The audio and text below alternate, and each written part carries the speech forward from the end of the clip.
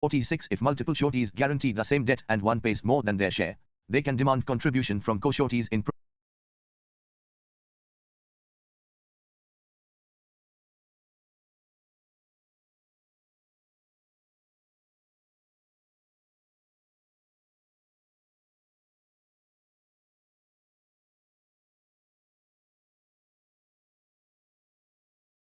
surety. The surety enjoys rights in three distinct relationships. Against the principal debtor. Right to indemnity. Section 145. Upon paying the creditor, the surety can claim reimbursement from the debtor for all payments rightfully made. This implied right ensures the surety is not out of pocket for fulfilling the debtor's obligation. Right of subrogation. After payment, the surety steps into the debtor's shoes, inheriting all remedies the debtor had against third parties related to the debt.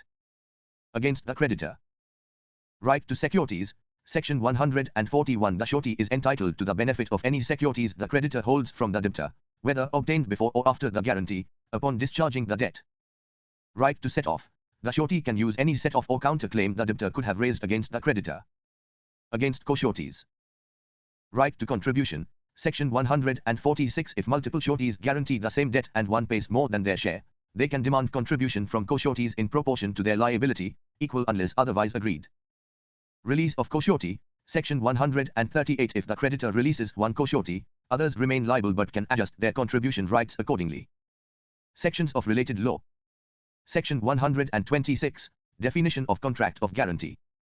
Section 141. Surety's right to benefit from creditors' securities. Section 145. Surety's right to indemnity from the principal debtor.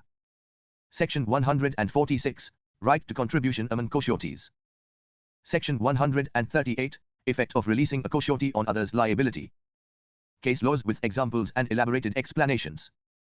Punjab National Bank v. Bikram Cotton Mills, 1970. Facts. A bank held securities from a debtor, and the surety paid the debt upon default. The surety claimed the securities. Decision. The Supreme Court upheld the surety's right under Section 100 and 141 to benefit from all securities held by the creditor, regardless of when they were obtained. Explanation. This case reinforces the surety's protective right to leverage the creditor's assets, ensuring they are not disadvantaged after payment. It exemplifies how Section 141 operates to transfer security benefits, highlighting the surety's creditor-facing rights. State Bank of India v. Mullah Sakari Sakar Kavana Limited, 2006.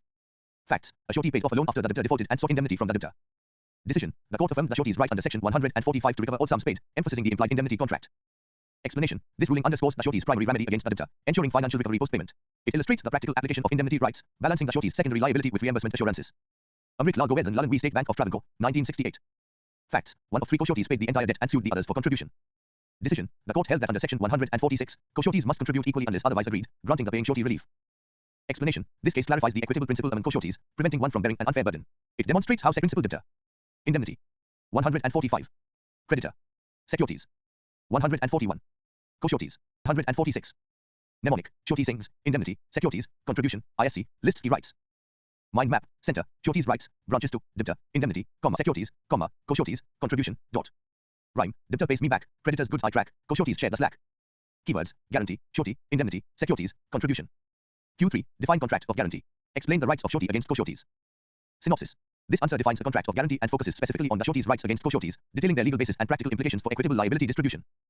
A contract of guarantee, as a tripartite arrangement under the Indian Contracts Act, 1872, positions the surety as a pivotal figure ensuring the debtor's obligation to a creditor. When multiple sureties guarantee the same debt, the law provides mechanisms to distribute liability fairly among them. The rights of a surety against co-sureties, particularly the right to contribution, are essential to prevent disproportionate burdens, making this a significant aspect of guarantee law. Description explanation. Definition of contract of guarantee.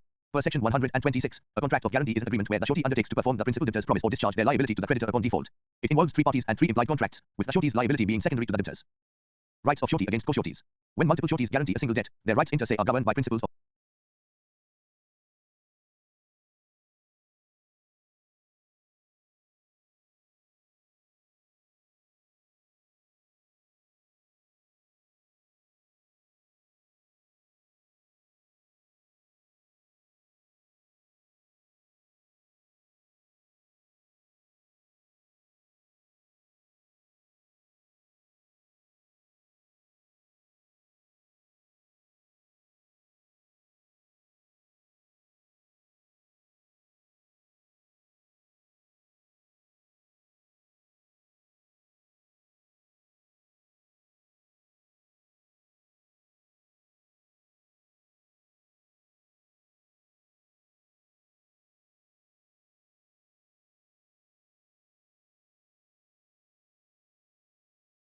8. Release of one co-surety does not discharge others but affects contribution. Section 100 and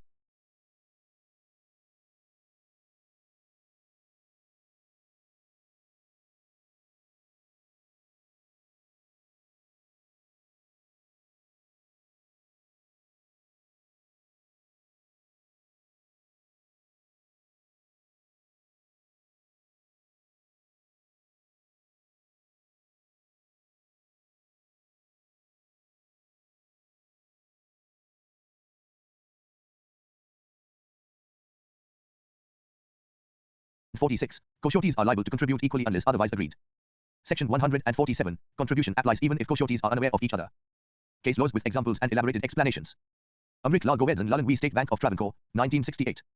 Facts. 3 co-sureties guaranteed a loan, and 1 paid the entire debt after the debtor defaulted, seeking contribution. Decision. The Supreme Court ruled that under Section 146, co-sureties must contribute equally unless otherwise stipulated, granting recovery. Explanation. This case establishes the default rule of equal contribution, ensuring fairness.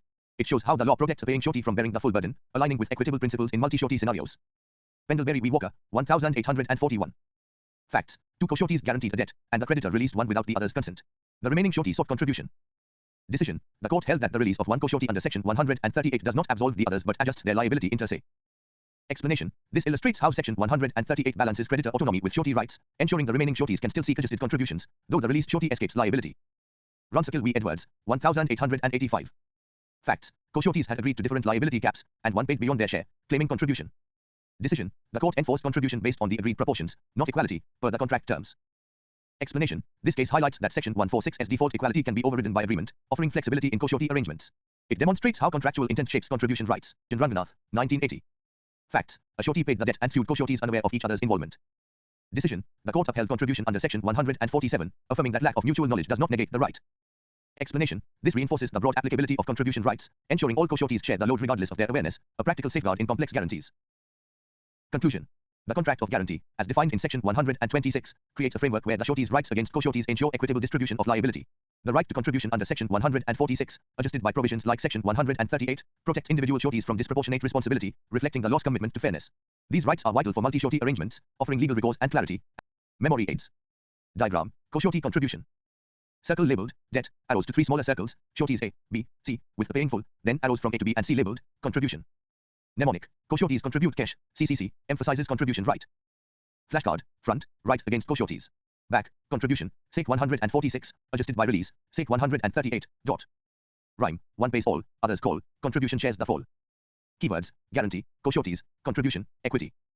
Q5Q14, define contract of indemnity. Explain the rights of indemnity holder, explain the rights and duties of indemnity holder. Synopsis. This answer defines the contract of indemnity and elaborates on the indemnity holder's rights and duties where applicable, providing a detailed exploration to meet the essay question's depth requirement. Introduction. A contract of indemnity, enshrined in the Indian Contract Act, 1872, serves as a protective mechanism against loss, with the indemnity holder at its core.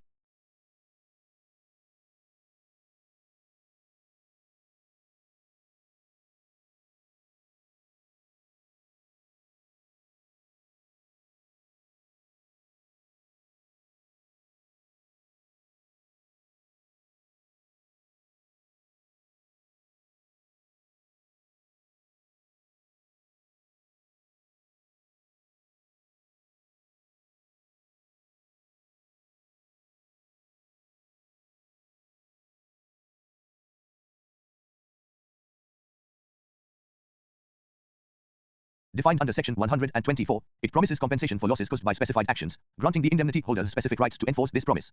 While duties are minimal and often contextual, the rights are explicitly outlined, making them a focal point for understanding this contract's operation and significance in legal practice.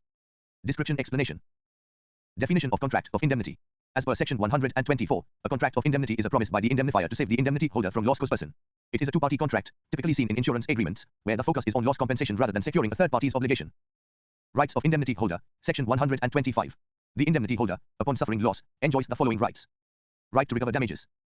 The indemnity holder can claim all damages they are compelled to pay due to the event covered by the indemnity, whether through a lawsuit or otherwise. Right to recover costs. Costs incurred in defending or prosecuting any suit related to the indemnity matter are recoverable, provided the indemnity holder acts prudently and within the indemnifier's authority, express or implied. Right to recover sums paid under compromise.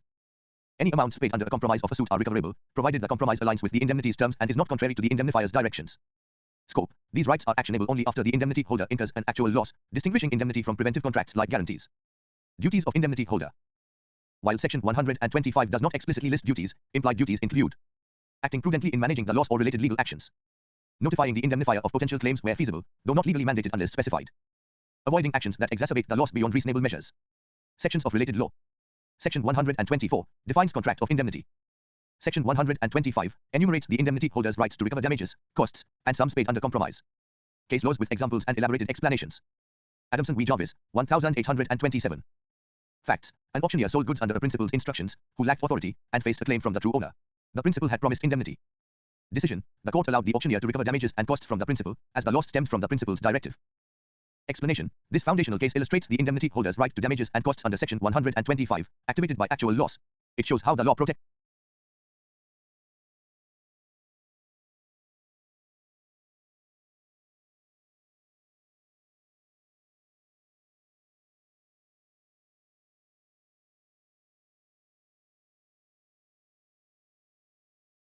those acting on another's behalf, emphasizing the breadth of recoverable losses.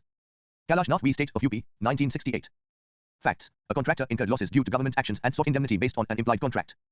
Decision. The court upheld the contractor's right to recover damages, recognizing an implied indemnity. Explanation. This Indian case expands the indemnity holder's rights to implied contracts, showing that Section 125 applies beyond express agreements. It highlights the right to damages as a core remedy, adaptable to circumstantial losses. Osman Jamal and Sons Limited v. Gopal Purushottam, 1929.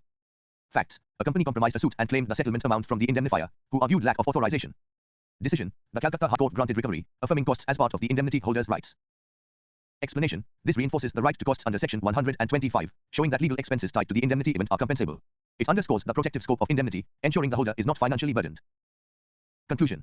The contract of indemnity, defined under Section 124, empowers the indemnity holder with robust rights under Section 125 to recover damages, costs, and compromised sums, activated by actual loss. These rights, while paired with minimal implied duties like prudence, form a comprehensive safety net against financial harm. Case law illustrates their practical application, from direct damages to legal costs, making this a vital topic for understanding contractual risk management in Indian law. Memory aids. Chart. Indemnity holders' rights. Right. Description. Section. Damages. Losses paid due to indemnity. 125. Costs. Legal expenses incurred. 125. Compromised sums. Payments under settlement. 125. Mnemonic. Damages, costs, compromised indemnity holders price, DCCIHP.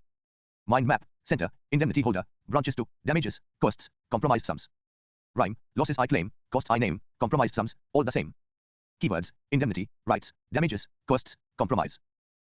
Q9, Q12, Q16, Q17 discuss the different modes of discharge of the liability of surety, explain circumstances under which the surety is discharged from his liability, what is contract of guarantee.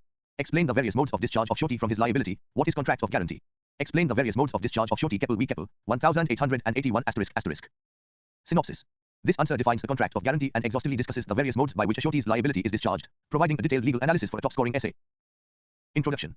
A contract of guarantee under the Indian Contract Act, 1872, imposes a contingent liability on the surety, which can be discharged under specific circumstances. These modes of discharge, outlined in sections 130 to 147, protect the surety from indefinite or unfair obligations, reflecting the loss balance between creditor security and surety rights. This comprehensive exploration ensures a deep understanding of how and when a surety's line explanation. Definition of contract of guarantee. Under Section 126, a contract of guarantee is a promise by the surety to perform the principal debtor's obligation or discharge their liability to the creditor upon default, involving three parties and three implied contracts. Modes of discharge of surety's liability. Revocation by surety, Section 130, giving notice to the creditor, ending liability for subsequent